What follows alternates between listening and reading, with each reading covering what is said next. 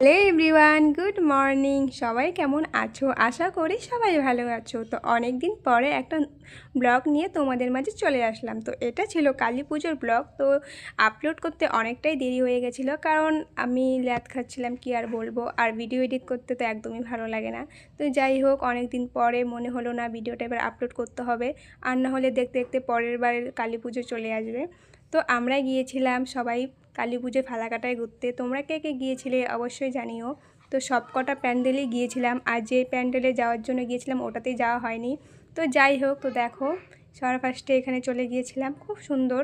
এটা হচ্ছে আমাদের মহাকাল বাড়ির প্যান্ডেল। তোমরা কে কে গিয়েছিলে অবশ্যই কমেন্টে জানিও। তো আমার কাছে তো এটা সেরা লেগেছে, খুব সুন্দর হয়েছে ভেতরের প্যান্ডেলটাও, আর সামনেরটাও দেখতে অনেকটাই সুন্দর হয়েছে।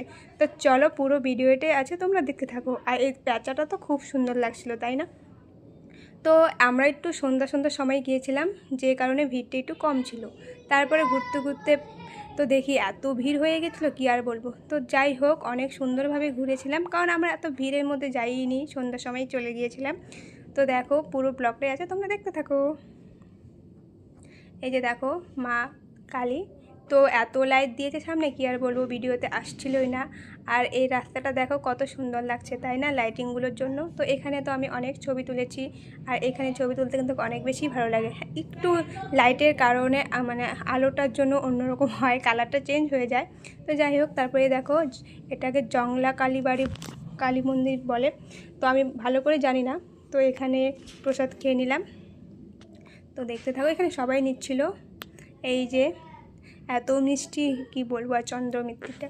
তারপরে দেখো এখানে মা কালীকে নিচ্ছিলাম, কিন্তু আলোর জন্য আসেনি। তারপরে এখান থেকে চলে যাচ্ছিলাম, এখন আমরা অন্য আরেকটা প্যান্ডেলে যাব।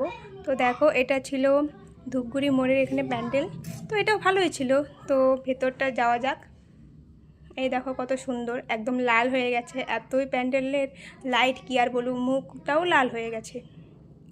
এর জন্য ভেতরে তো আর ছবি তোলা যায় না, কারণ কালার পুরোই চেঞ্জ হয়ে যায়। দেখো এখানে মা কালীকে কত সুন্দর লাগছে, আর ভিডিওতেও খুব সুন্দর লাগছে, কারণ এখানে একটু লাইটিংটা কম ছিল।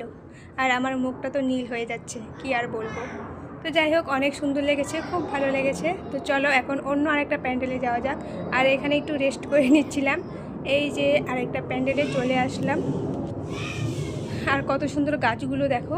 আর আমি যখন ভিডিও এডিট করব তখন কিছু না কিছু আওয়াজ থাকবেই। যাই হোক, এখন যাচ্ছে এরোপ্লেন, কি আর বলবো বলো বন্ধুরা।